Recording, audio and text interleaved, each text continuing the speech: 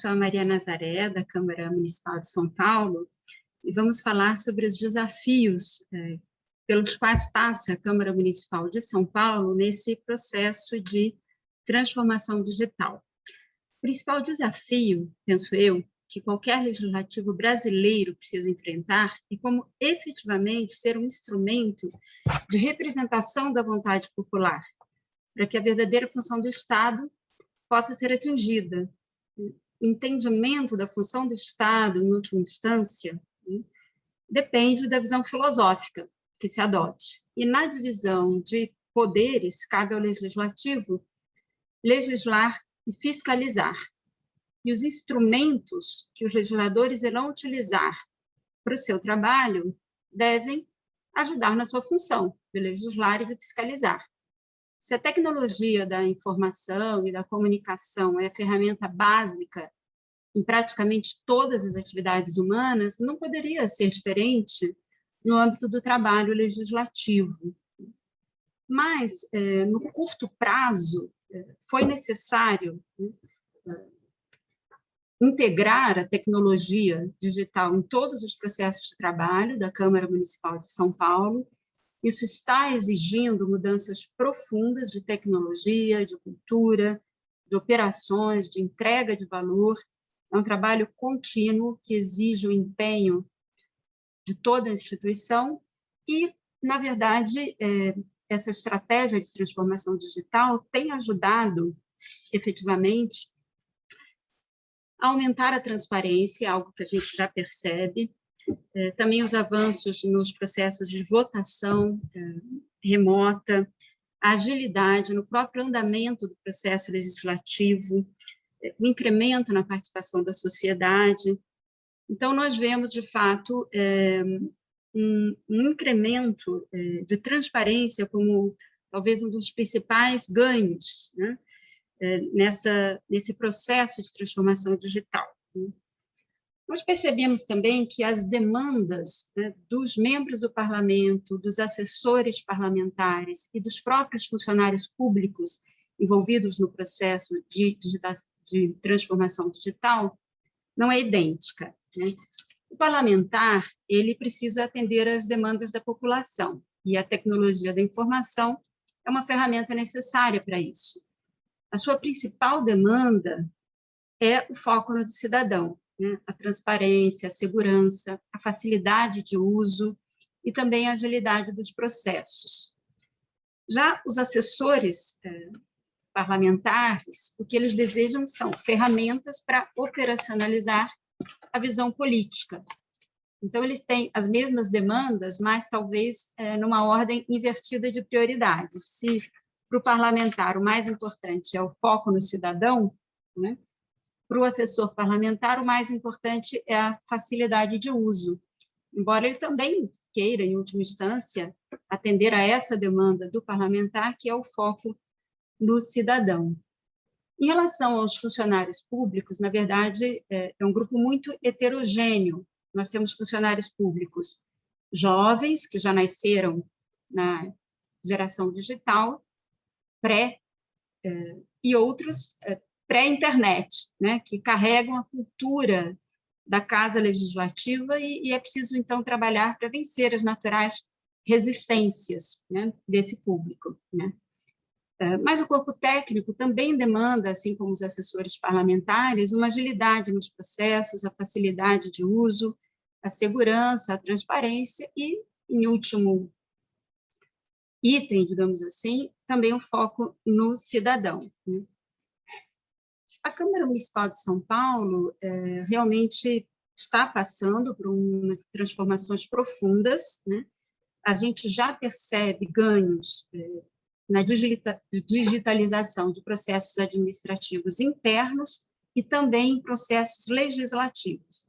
No âmbito do administrativo, propriamente dito, nós já temos um aumento da transparência, as consultas aos processos disponíveis, agilidade nas tramitações, maior flexibilidade de horários para os funcionários públicos, e também, ao mesmo tempo, um maior controle e um maior monitoramento do próprio andamento dos processos administrativos. isso tem sido também um ganho. Em relação ao processo legislativo, atualmente, todos os processos legislativos tramitam digitalmente, né? Os projetos novos já nascem como processos digitais, né? E os processos físicos constantes do acervo já estão todos convertidos em processos digitais e prosseguem digitalmente. Apenas uma observação, uma preocupação que nós temos em relação aos processos administrativos é o acesso às informações que constam desses processos por conta da Lei Geral de Proteção de Dados. Então, a gente tem que monitorar quem acessa cada um desses processos, cada setor, né, para não expor dados sensíveis digitais, né, de uma maneira ampla.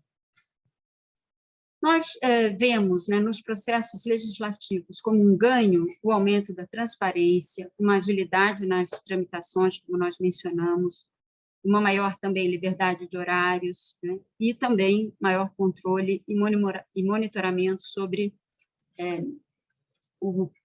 a tramitação desses processos, o andamento desses processos, né. Em relação, assim, à fiscalização das políticas públicas, o que nós observamos é que as redes sociais da Câmara, especialmente o Instagram, Facebook, também o canal do YouTube, né, permitem, de fato, uma maior interação com a sociedade que indiretamente contribui, ou até diretamente, com uma ampliação, um incremento, uma melhoria no trabalho do parlamentar de fiscalização das políticas, porque ele é mais acessado, né, pelos próprios cidadãos, né. Os processos legislativos, existe um sistema que se chama SP, São Paulo Legis, né, com uma interface pública, né, isso é todas as audiências públicas, as reuniões das comissões parlamentares são disponíveis para o cidadão acompanhar. Ele tem essas informações e pode, inclusive, enviar sugestões, se inscrever para falar em audiências públicas, inclusive previamente ao horário agendado para aquela reunião, né, dentro do tempo regimentalmente previsto para a fala do cidadão. Portanto, tem havido, de fato, uma maior interação dos cidadãos, da população, com a participação no processo legislativo, inclusive nessas audiências, dessas audiências públicas, né? Tudo isso é cadastrado imediatamente e o resultado das votações em cada comissão parlamentar é acessível ao cidadão poucas horas depois, né? Embora ele possa acompanhar ao vivo, digamos, o protocolo, o resultado daquelas decisões vai estar disponível algumas horas depois. Existe aí um pequeno delay, né, em relação a esse ponto, né? Nós estamos também implementando soluções de dados abertos, né? A Câmara tem um programa desde 2011, há 10 anos, de dados abertos. Na verdade, existe a transmissão ao vivo de todas as reuniões das comissões, audiências públicas, plenário, e, inclusive, a reunião do Colégio de Líderes é pública. Isso não acontece em outras casas legislativas, ou seja, quando os líderes partidários se reúnem para deliberar sobre as pautas, isso é imediatamente acessível ao público, que pode, de fato, acompanhar isso, né? Em relação à experiência do usuário, em relação a essas informações, temos aí algo realmente a melhorar. Por quê? Precisaria haver uma maior integração entre a área de comunicação e a área de tecnologia. Existe essa integração, mas vemos, por exemplo, que o site da Câmara Municipal, ele tem tantas informações que, às vezes, é difícil ao cidadão acessar aquilo que ele imediatamente deseja. Nós recebemos, às vezes, pedidos de informações nos canais da ouvidoria da Câmara, que, na verdade, o cidadão poderia ter acessado se encontrasse com mais facilidade no site da Câmara aquela informação que ele procura. Portanto, acreditamos que temos aí bastante a melhorar, concretamente, em relação a facilitar, a favorecer né, uma comunicação mais amigável, né, com o cidadão, em relação a todas essas informações que a gente já disponibiliza, né? Em relação às soluções participativas, no processo legislativo, ainda temos bastante a avançar, embora o cidadão possa, sim, se comunicar com o seu parlamentar, com as equipes de secretaria, para oferecer qualquer sugestão, indagar qualquer dúvida, né? A transmissão ao vivo das reuniões favorece, né, essa integração. O cidadão pode se inscrever previamente, como a gente havia mencionado, existe um formulário disponibilizado nos canais da Câmara para isso, né? Mas, sim, podemos avançar, né? Na Câmara Municipal de São Paulo, as áreas responsáveis por toda essa comunicação são, em primeiro lugar, a presidência da casa, que, em última instância, detém, digamos, uma certa responsabilidade em tudo que diz respeito ao processo legislativo. Ela exerce uma superintendência sobre os trabalhos administrativos e sobre os trabalhos administrativos, mas ela é diretamente assessorada pela Secretaria-Geral Parlamentar, que é formada por servidores efetivos, né? Pela Secretaria-Geral Administrativa, que também se compõe de servidores administrativos, e pelo corpo técnico também, de servidores efetivos da Casa, do Centro de Tecnologia da Informação. Então, essas áreas são as principais áreas que respondem pelo, digamos, sucesso de tudo o que acontece em termos de comunicação e tramitação dos projetos da Casa com a sociedade, né? E o interesse de cada parlamentar em relação à comissão da qual ele participa, o projeto de sua autoria, enfim, ele tem também toda a assessoria da Casa voltada para facilitar o acompanhamento do parlamentar e das suas assessorias em relação à tramitação de todos os projetos que acontecem, que tramitam na Casa, né? Às vezes a gente se pergunta se seria necessário atualizar as nossas regras regimentais, né, para tornar tudo isso possível. Na verdade, em algum grau, sim, né? Em algum grau, sim. É porque não há como progredir de uma maneira segura, né, e consistente sem que as regras internas estejam acompanhando essas mudanças, né? Os sistemas tecnológicos, eles são concebidos sobre as regras, né? E não faz sentido modernizar o sistema se as regras não acompanham essa necessidade, né? E a área de tecnologia e de comunicação é extremamente dinâmica, né, por sua própria natureza. Então, a gente continuamente precisa atualizar algumas regras internas, né? Uma estratégia de transformação digital mais robusta exige, em algum grau, a atualização do regimento interno. Mas, né, fundamentalmente, exige uma mudança na cultura organizacional, porque as regras do processo legislativo, elas não são extremamente rígidas, elas sempre tiveram uma grande margem de flexibilidade, ao menos no âmbito da Câmara Municipal de São Paulo. Exceção feita àquilo que está previsto em nível constitucional, né, em relação ao processo legislativo, mas já existe uma certa flexibilidade nas regras regimentais. Foi necessário adaptar algo para a transformação no processo digital, mas esse não é o ponto mais crítico. O ponto mais crítico é o aspecto cultural, me parece. E temos também algumas preocupações, né, em relação a essa transformação digital no processo legislativo, em especial, né, a preocupação com o sequestro de dados, a preocupação com eventual invasão de hackers, a preocupação com possível perda de dados, vazamento de dados pessoais, isso é particularmente sensível no âmbito do processo administrativo. Então, temos realmente preocupações e, para alcançar uma maior segurança de dados, isso envolve também contratações externas, e isso envolve também um custo, né? E, às vezes, é preciso que os parlamentares, né, percebam que é necessário investir nesse custo. E isso é sempre também algo sensível, porque a mídia chama muita atenção para qualquer custo, em tecnologia. Por exemplo, há anos atrás, até o custo para adquirir tablets para os parlamentares recebeu uma crítica muito negativa na mídia. E a contratação de mecanismos de segurança da informação também envolve quantias vultosas. No entanto, isso inclui um ganho muito maior, né, de transparência, de segurança, e que nem sempre é avaliado com bons olhos, né, ou pelo menos não se vislumbra na mídia esse contraponto em relação ao custo e ao resultado que isso pode trazer, né? Nós, em princípio, temos recursos públicos para isso, mas existe, às vezes, uma crítica muito grande, né, da mídia em relação a quaisquer custos em que incorre o poder legislativo, né?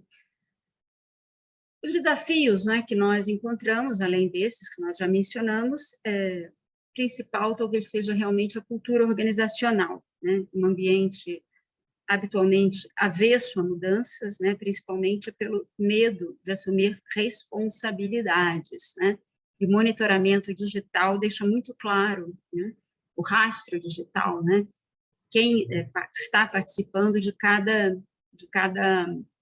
momento do processo legislativo, né, e, enfim, no setor público nós temos um critério de recrutamento público que nem sempre capta, né, os melhores candidatos, vamos dizer assim, mas, de todo modo, manter a motivação, né, de todo esse corpo de servidores também é algo difícil, né? O ambiente do serviço público nem sempre premia a meritocracia, né?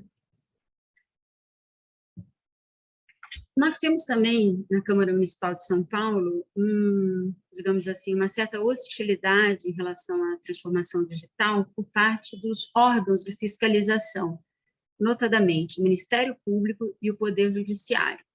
Por incrível que pareça, nós encontramos muita resistência, por exemplo, às audiências públicas virtuais, embora regimentalmente elas estejam admitidas na Câmara.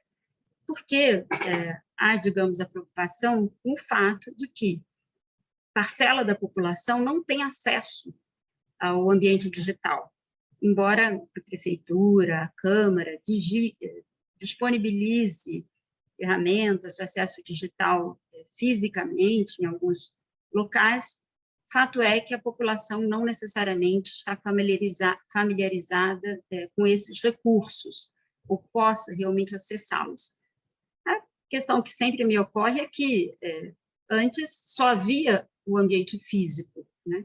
E agora temos, além do ambiente físico, superada a parte mais crítica da pandemia, também um ambiente digital que tem se comprovado um grande aliado da participação, né? Em números nós temos isso comprovado, mas mesmo assim encontramos resistência, especialmente do Ministério Público, a admitir que, por exemplo, a revisão das normas de urbanismo da cidade de São Paulo possam ser feitas predominantemente em ambiente virtual.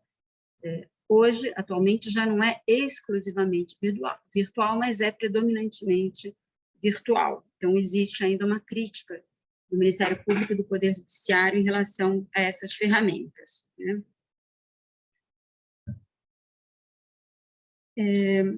Nós achamos que sim, a casa está preparada, né, para a utilização intensiva das ferramentas digitais. O nosso corpo técnico oferece cursos recorrentemente às assessorias parlamentares e também aos vereadores, né? Nós temos, assim, como passos necessários, né, para aumentar esses padrões de transferência na casa, a adoção de padrão de dados abertos, né, o reconhecimento de quais fontes de dados são importantes para os cidadãos, né, a identificação dessas fontes de dados, né, vem sendo algo organicamente construído através de sucessivas solicitações que nós temos no âmbito da ouvidoria da casa, e a casa vem atendendo a essas demandas, né? Como nós já mencionamos, as redes sociais, os sistemas legislativos são ferramentas importantes de acesso do cidadão às discussões que acontecem no Legislativo.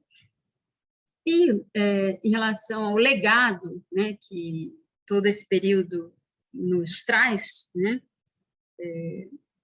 seria, talvez assim, de uma maneira mais resumida, né, podemos dizer assim, que antes da pandemia, as deliberações remotas já existiam, mas era algo residual, né? Embora ainda no ano de 2019, né, nós tenhamos iniciado um sistema de plenário virtual, ele era aplicado somente a projetos de lei de baixa complexidade, que exigiam poucas discussões, né? E isso foi incrementado em função da pandemia, e hoje quaisquer projetos podem ser apresentados, discutidos e deliberados em ambiente exclusivamente virtual, né? Temos as videoconferências, utilizamos o Microsoft Teams como padrão, né, de deliberação remota na casa, e as sessões híbridas são realmente uma realidade, né? Isso parece que vai se tornar algo permanente, né? Também o acompanhamento da população, né, de todas essas ferramentas se tornou muito mais amplo. Sem dúvida, a pandemia acelerou de uma maneira incrível o processo de transformação digital, que já vinha sendo preparado há alguns anos, inclusive mediante a prévia digitalização de todos os processos legislativos, né? Então, realmente houve um incremento muito grande, né? E acreditamos que a médio e longo prazo, né, nós podemos, de fato, desenvolver, né, com mais amplidão, né, isso que nós vislumbramos como futuro do legislativo, que é cada vez mais digital, né? Não imagino, de fato, retrocessos nesse âmbito, né? Eu creio que é inimaginável voltarmos para a tramitação física de processos em papel, em reuniões exclusivamente físicas.